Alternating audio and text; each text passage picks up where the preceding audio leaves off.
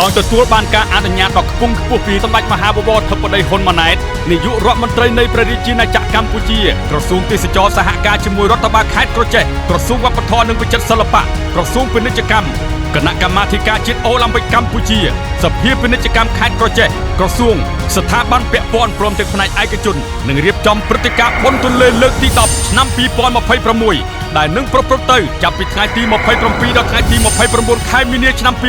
2026នៅខេត្តក្រចេះក្រោមប្រធានបទទន្លេបៃតងបេតិកភណ្ឌវប្បធម៌និងធម្មជាតិមហាសាលពិធីបើកជាផ្លូវការនឹងប្រព្រឹត្តទៅនៅថ្ងៃសៅរ៍ទី28ខែមីនាឆ្នាំ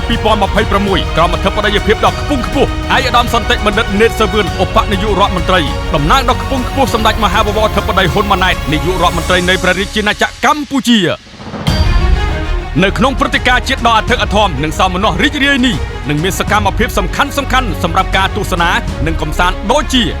ការផ្សាយផ្ទាល់នៅការសម្ដែងទស្សនីយភាពសិល្បៈការប្រគំតន្ត្រីដែលមានការចូលរួមពីសំណាក់ក្រុមសិល្បករសិល្បការិនីនិងតារាចម្រៀងល្បីៗប្រចាំព្រះរាជាណាចក្រកម្ពុជា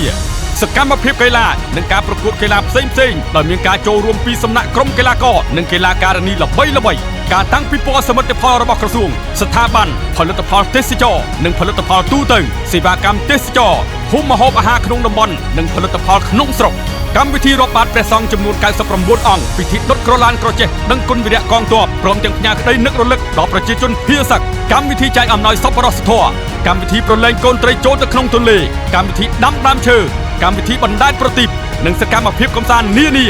អាស្រ័យហេតុនេះក្រសួងទេសចរសូមអញ្ជើញភ្ញៀវជាតិអន្តរជាតិនិងសាធារណជនចូលរួមទស្សនានិងកម្សាន្តដោយមេត្រី